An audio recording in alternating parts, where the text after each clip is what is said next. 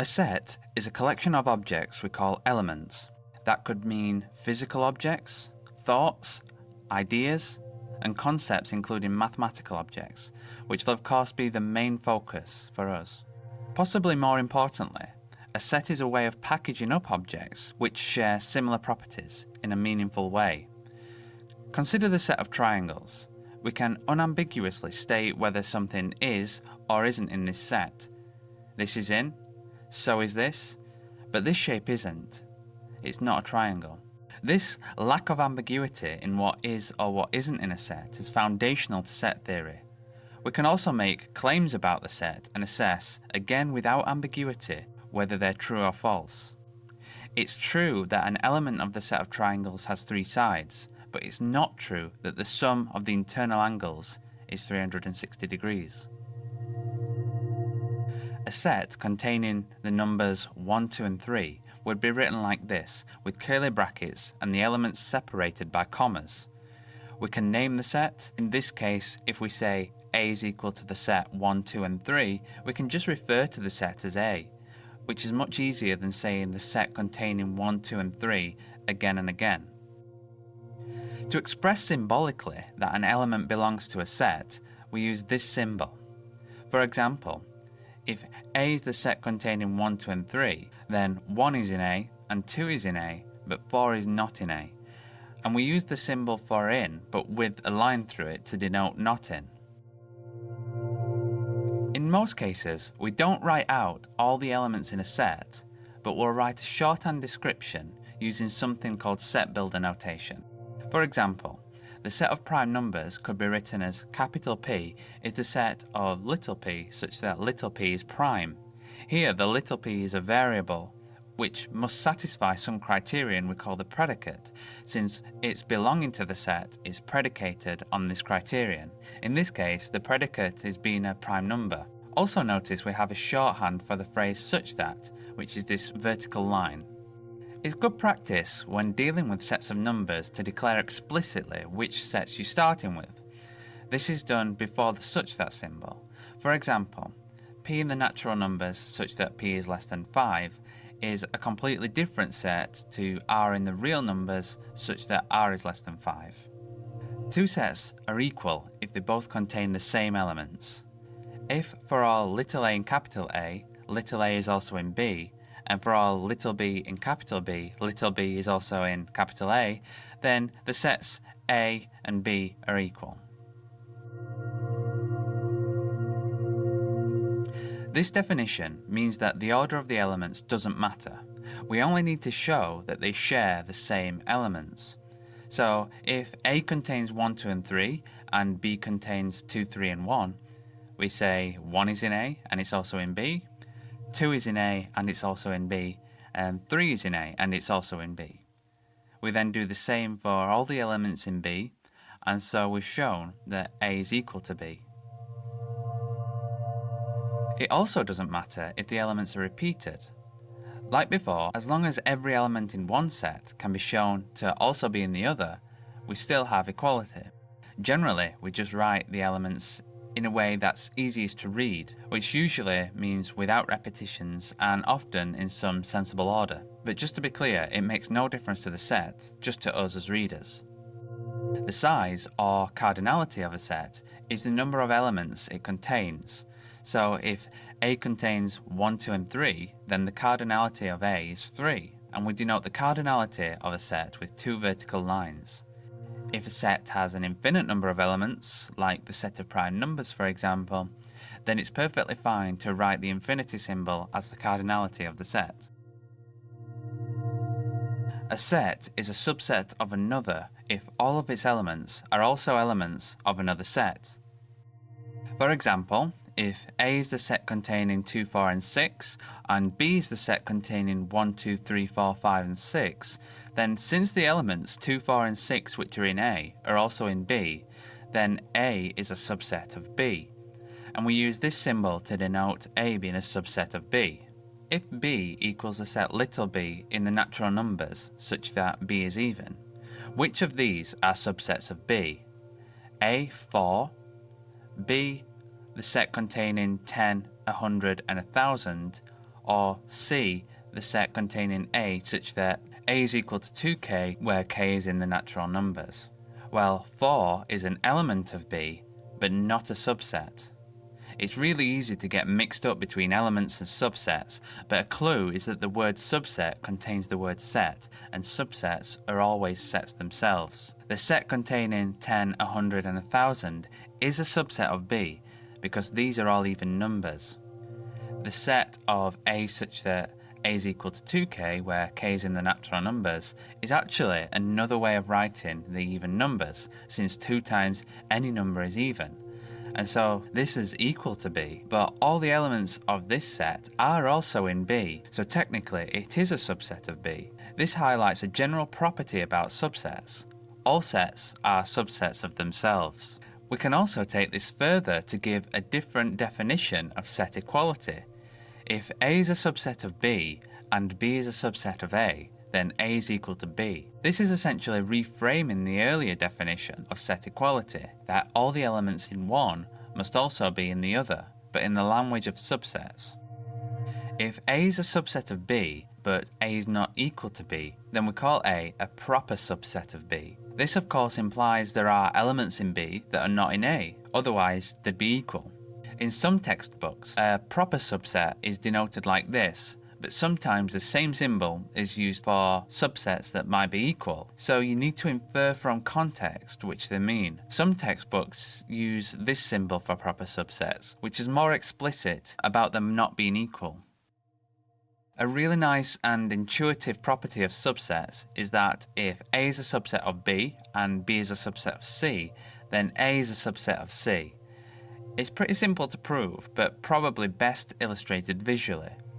If all of the elements in A are in B and all of the elements in B are in C, then all of the elements in A are in C.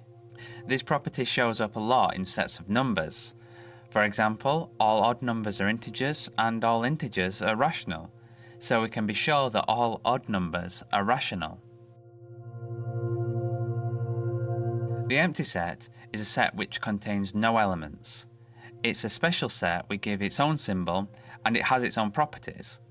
Firstly, the empty set is a subset of two sets may share some elements. We indicate the elements in common to both sets using the overlap of two circles in what's known as a Venn diagram. The union and the intersection are two ways of combining the elements in two sets into a new set. The union of two sets A and B is the set containing all of the elements in A as well as all of the elements in B. We write this formally as A union B, where the large U shape symbolizes the union, is the set X such that X is in A or X is in B. The word or is the most important bit here. This is like taking all of the elements indicated in this shaded area of the Venn diagram, and notice that it includes elements in both A and B. The intersection of the sets A and B is a set containing elements that are in both A and B. The intersection of A and B, or A intersect B for short, is symbolized with an upside down union symbol and is formally defined as X such that X is in A and X is in B, the word and being the most important bit. If the elements of the intersection must be in both A and B, then we're talking about the overlapping part of the Venn diagram. Let A be the set containing 0 and 1, and B be the set containing 1, 2 and 3. What is the union of A and B? And what is the intersection of A and B? The union of A and B contains all the elements in A, so 0 and 1, as well as everything in B, which is 1, 2 and 3. So altogether, and ignoring the repeating 1, we have the union of A and B is a set containing 0, 1, 2 and 3. Remember, just to be clear, we get a set containing 0, 1, 2 and 3 from taking the union, not just the elements 0, 1, 2 and 3. The intersection of A and B will contain only elements in both A and B. In this case, only 1 is common to both A and B, and so the intersection of A and B is the set containing 1. Let's do a second example. Let A be the set of little a in the natural numbers, such that little a is odd, the odd numbers for short, and B be the set of even natural numbers. What is A union B and what is A intersect B? The union of A and B will be a set that contains all the odd numbers and all the even numbers, which is the set of all natural numbers. The intersection of A and B would contain only numbers that are both odd and even. There aren't any numbers which fit this criterion, and so the intersection of A and B is just the empty set. Let's look at some properties of the union. Firstly, the union of any set A with the empty set is just A, since the empty set has no elements. We have a similar situation with taking the union of any set A with itself, which just gives A. If A is a subset of B, then the union of A and B is just B, because all of the elements in A are already in B, and so we don't add anything new to the union. Another example is that the union of A and B is the same thing as taking the union of B with A. The final property of unions is if we have three sets, A, B and C, we can exchange the order we take the union by moving the brackets, and we'll still get the same outcome. On the left hand side, we take the union of B with C first, and then take the union with A. We end with all the elements in A, as well as all those in B and C. Taking the right hand side, we start with the union of A and B, and then take the union of that with C. And just as before, we get all the elements from all three sets. This rule actually generalizes to any number of sets, and you can take the union in any order you like. Some properties of the intersection now. Remember, this is all the elements common to both sets. Firstly, for any set A, the intersection of A with the empty set is just the empty set. Since the empty set has no elements, it can't have any elements in common with any other set. The intersection of any set with itself is just itself. If you remember, this is exactly the same as with unions. If A is a subset of B, then the intersection of A and B is just A, the small set of the two, as indicated by the shaded area. This is because the elements in A are also in B, and just like with the union, A intersect B is the same as B intersect A. That is, the order of the sets doesn't make any difference to the intersection. Again, like with the union, the fact that the order doesn't matter extends to three or more sets with brackets. We can see that B intersects C, then the intersection of the result of that with A is the same as taking the intersection of A and B, and then the intersection of that with C. In both cases, we end up with a set containing the elements found in A and B and C, the shaded area in the middle. Let's look at the cardinality of the union and intersection of two sets because there's a useful identity. Let A be the set containing 1, 2 and 3, and B be the set containing 3 and 4. We can see that A contains 3 elements and B contains 2 elements, and the union of A and B would contain 1, 2, 3 and 4, and so has a cardinality of 4. The intersection of A and B contains only 3, and so has a cardinality of 1. Now notice that the 2 on the left added together equals the 2 on the right. This isn't coincident, but it's always true. The identity is usually written as the cardinality of the union of A and B is equal to the cardinality of A plus the cardinality of B minus the cardinality of the intersection of A and B. Also, because we're taking away the cardinality of A intersects B, we can also write this as an inequality. A union B is less than or equal to the cardinality of A plus the cardinality of B. We also have a couple of identities involving both unions and intersections. For 3 sets, A, B and C, taking the union of A with the intersection of B and C is the same as if we take the union of A and B and the union of A and C separately and then taking the intersection. This looks a lot like multiplying out the brackets, and so it's relatively easy to remember. But how do you remember which order the union and intersection signs come in? Luckily, you don't need to. This is because the identity works if we exchange the unions for intersections and the intersections for unions. Here, the intersection of A with the union of B and C is the same as the union of A intersects B with A intersects C.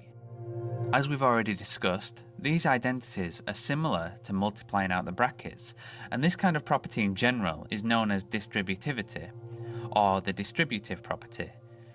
You might be thinking at this point, how are these identities useful? So I'm what they call a fair weather cycle. The set theoretic difference of two sets A and B is a set of all elements in A that aren't in B. It's usually denoted by a backslash and can be thought of as like subtracting B from A. I'll call it A minus B for the rest of the video, but remember, this is just to make things easier to say. For example, if A equals a set containing 1, 2, 3, 4 and 5, and B is the set containing 2, 4, 6 and 8, then A minus B is the set containing 1, 3 and 5, since we've removed the 2 and the 4 that were in B. B minus A is 6 and 8, since we've again removed 2 and 4. If B is a subset of A, the set theoretic difference of A and B is called the complement of B with respect to A. It's usually denoted with a superscript C above the subset B, or as C with B in brackets like a function. Why is this important enough to give it its own name? Well, it's kind of like a background to B. The things outside of B. In general, it's elements not in the set we're interested in, but not totally irrelevant. Here is where we introduce the universal set. The universal set U is a set of all elements that are relevant for some given topic of interest. If our set A isn't the subset of something specific, we usually assume the complement to A is the universal set. And what that universal set is depends on context. This quote from The Foundations of Mathematics by Stewart and Tall sums it up nicely. In a discussion about dogs, when thinking about all non-sheepdogs, it's pointless to worry about camels. Imagine we're throwing two dice. Let A be the number of outcomes of rolling a pair of dice in which both dice show the same number. A sensible universal set in this case would be the set of all possible outcomes of rolling two dice, and the complement of A would be the outcomes where each die shows a different number. Here are some other examples of complements. The complement of the set of odd numbers is the even numbers, and the complement of the rational numbers is the set of irrational numbers. Notice, with the complement, we often get something that feels like the opposite of the original set. And that's because the complement negates the predicate. With our set builder notation, we have a set A which contains all x from some set B, such that it fulfills some predicate P. Well, the complement of A, the things not in A, must by definition not satisfy P. So the complement of A is the elements x in B such that P isn't true. And we have this symbol before P to say it's not true. For example, if A is the set of animals that are dogs, then the complement of A is animals that aren't dogs.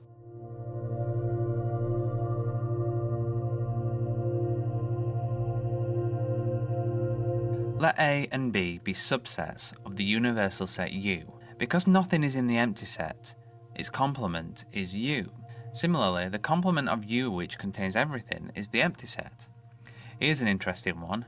The complement of a set returns the original set. That's because taking the complement of A leaves all the things in U, but not in A. Taking the complement again, we can see that all that's left in U, but not in our current set, is A. If A is a subset of B, then the complement of B is a subset of the complement of A. It's easy to show visually why this is true. Since everything in A is also in B, there are things in B that aren't in A. I'm assuming that they're not equal here. That means that these elements that are in B but not in A will turn up in the complement of A, but not the complement of B. And so we end up with the complement of A containing everything in the complement of B and more. We now have the famous De Morgan's laws. First, the complement of A union B is A complement intersect B complement. And second, the complement of A intersect B is A complement union B complement. Let me show you some examples so you can see what's going on here. Let U be the set of all animals, and let A be the set of dogs and B be the set of cats. The De Morgan's laws say that the complement of dogs union cats is equal to dogs complement intersect cats complement. Animals that are neither dogs nor cats are not dogs and are not cats. You can see that this makes sense logically. To illustrate the second law, if U is the set of natural numbers let A be the set of prime numbers and B be the set of x in the natural numbers such that x is less than 100. Using the De Morgan's law, we get that the complement of prime and less than 100 is equal to the complement of prime numbers or the complement of less than 100. Remember, the complement is like changing true to not true, and so we get the set of numbers that are not prime and less than 100 is the set of numbers that are either not prime or greater than 100. Notice that we're allowing numbers greater than 100, but only those that are not prime. The elements of a set may be sets themselves. If we have this set A, then the set containing 0 is an element of A, but not 0 on its own, since the elements of A are all sets. Here it becomes tricky to keep track of what's an element and what's a subset. The set containing 0 isn't a subset of A, it's an element, as we've seen already. In fact, the set containing 0 is a subset of A, and it's important to really think about the difference in cases like this. The power set is a common thing to encounter, and it contains all subsets of a given set. So let A be a set. The power set of A, P brackets A, contains all sets X, such that X is a subset of A. So for A equals the set containing 0 and 1, the power set of A would contain the empty set, A itself, the set containing 0, and the set containing 1. We also have what